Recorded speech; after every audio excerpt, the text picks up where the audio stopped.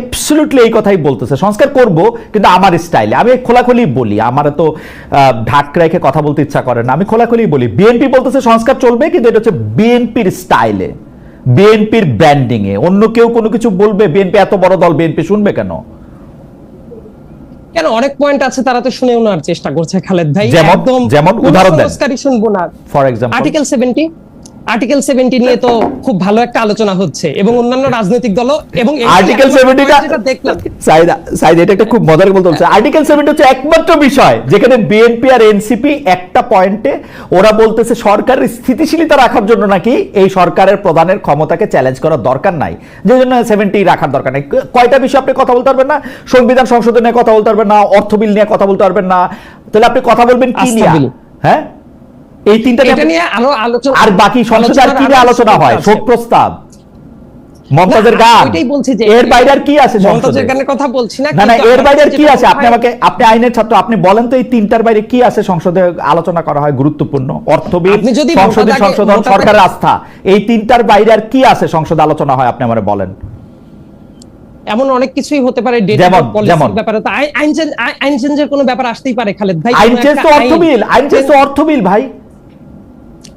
অর্থ বিল, আইন চেঞ্জ তো অর্থ বিল, আইন চেঞ্জ তো অর্থ, সব আইন অর্থ বিল হবে। চেক ইট ব্যাক, সব আইন অর্থ বিল, সব আইন চেঞ্জ অর্থ বিল হবে। সরকারের আয় ব্যয়ের সাথে নির্ধারিত যে কোনো কিছু অর্থ বিল হবে।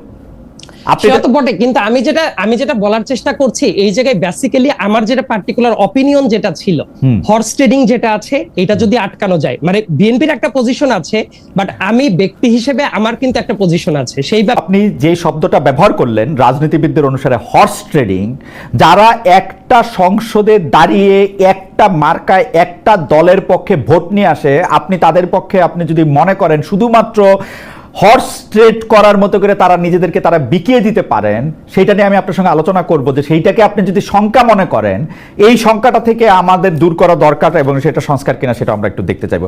ডক্টর জামিন, আমিও আপনার সাথেও আমি একটু গুচ্ছ প্রশ্নের আকারে কিছু প্রশ্ন করতে চাই। প্রশ্নটা হচ্ছে যে এনসিপি বা আপনারা এটা মনে করেন কিনা যে এই সরকার জুলাই সনদ নাও করতে পারে? দিক নির্দেশনা থাকবে বা একটা বেস তৈরি করে দিবে। সো এখন পর্যন্ত, আজকের পর্যন্ত আমার কাছে এই আশঙ্কা মনে হয় না। আমি এখন ধরা যাক এই জুলাই সনদ আপনাদের পছন্দ হলো না, এনসিপির পছন্দ হলো না, সেই ক্ষেত্রে আপনারা কি করবেন? সেটা তো মানে পছন্দ অপছন্দ, এটা আমি বারবার বলছি যে এটা ধরেন মানে আমাদের পছন্দ হয়ে গেল, অন্য কারো পছন্দ হলো না, সেটাও তো ঠিক হবে না। আপনাদের পছন্দটা আগে বলেন, কারণ অন্য কেউ কিন্তু এটা বলে নাই।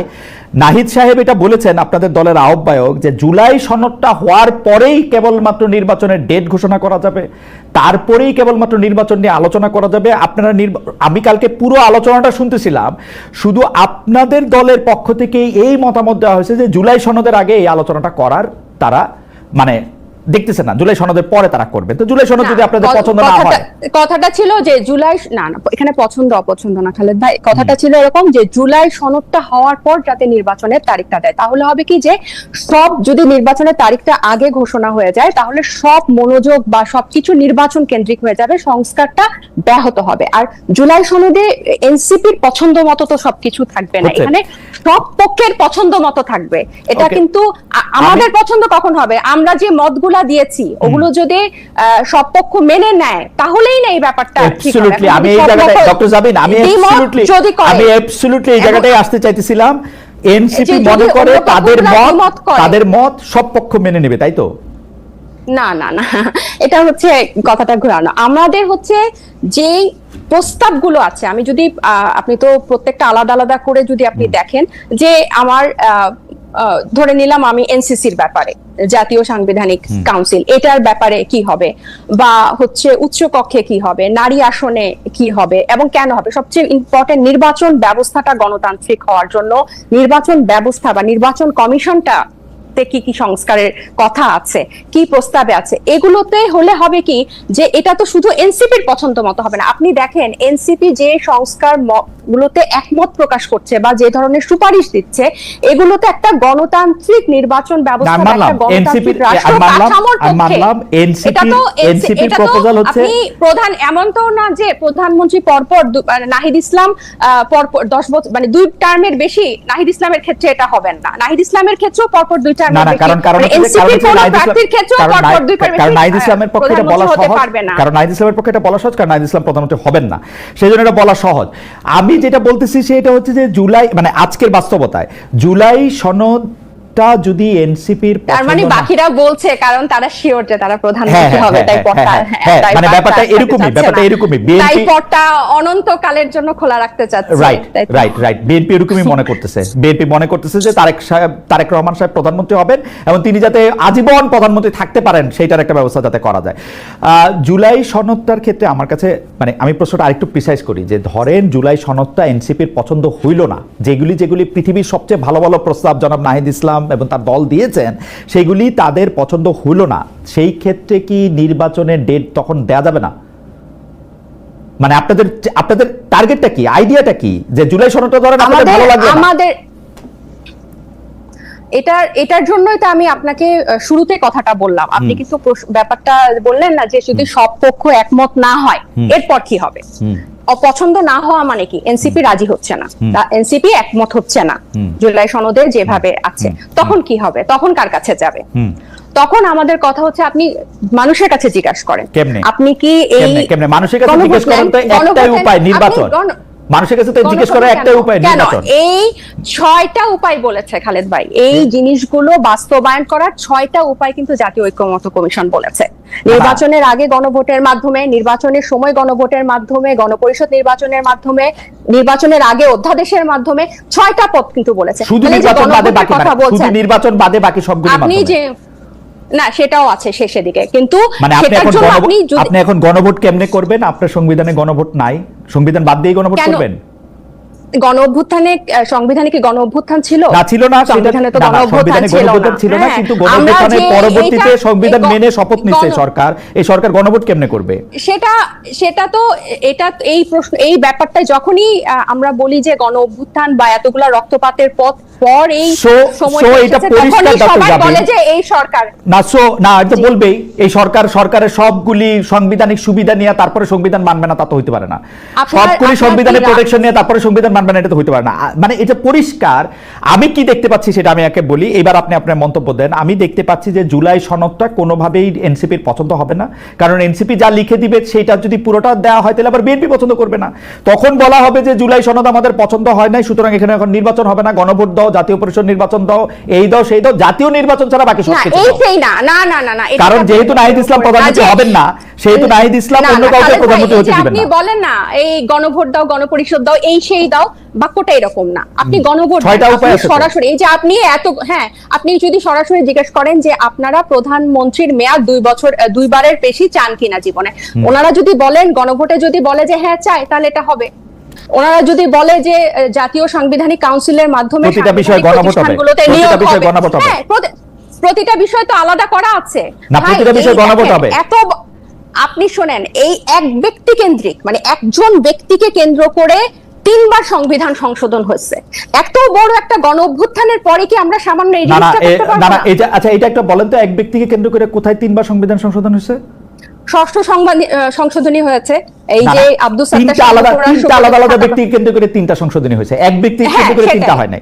এক ব্যক্তি কেন্দ্রিক মানে 3টা। আচ্ছা মানে একজন পার্সন। আমি বলছি যে এই এবং এই গণ অভ্যুত্থানটার পর আমি বলছি কেন যে এই গণভোটটাকে কেন আপনারা এটাকে একটা ঝামেলার বিষয় মনে করছেন, যে হে গণভোট, গণপরিষদ, হ্যান ত্যান, এই ব্যাপারটা কিন্তু অনেকটা হালকা হয়ে যায়।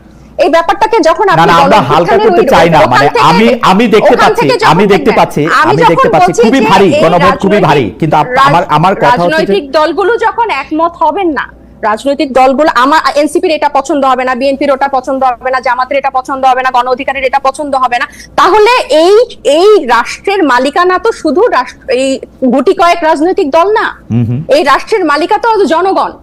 এই আমি যখন গণ অভ্যুত্থানে অংশ নেই, আমি তো কোনো রাজনৈতিক দলের হয়ে অংশ নেই। যে সবজিওয়ালা মারা গেছে, রিয়া গোপের মা বাবা, আহাদের মা বাবা, এরা তো কোনো রাজনীতি করছে না, যে ভ্যান চালক, যে রংওয়ালা, কিন্তু সরকারের উপদেষ্টা হইছেন আপনারা আর ছাত্ররা, ভ্যানওয়ালা সবজিওয়ালারা তো নাই এখানে। কারণ এই ছাত্রদের গণ অভ্যুত্থানে, এবং শুনেন খালেদ ভাই, এই জিনিসটা হচ্ছে কথার পিঠে কথা বলার জন্য, গণ অভ্যুত্থানের নেতৃত্ব দানকারী ছাত্ররাই ওখানে উপদেষ্টা হিসেবে গেছে। এই আলোচনা, এই ডিবেট অনেক আগে শেষ। এবং আমরা যে সংবিধান, এই যে সিস্টেম পরিবর্তনের কথা বলছি বা গণতান্ত্রিক বলছি, ওই সবজিওয়ালা, ওই গার্মেন্টস এর মেয়ে যাতে একটা পথ সৃষ্টি হয়।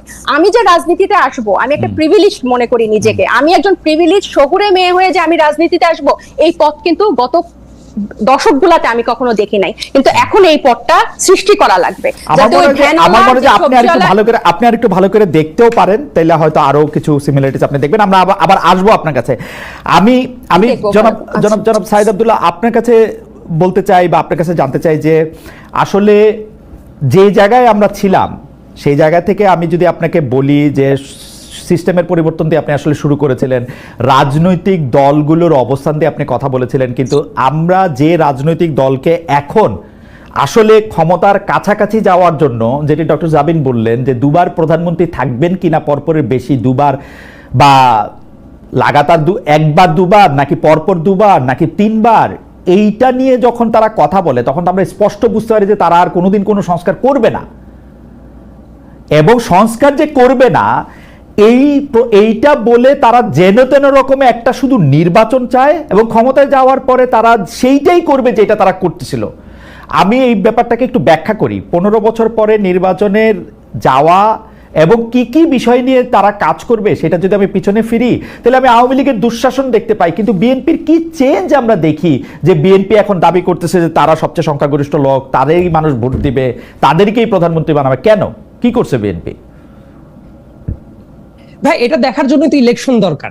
আমার কথা, বিএনপি কে যদি মানুষ না পছন্দ করে ভোট দিয়ে নির্বাচিত করবে না? খুবই সিম্পল উত্তর।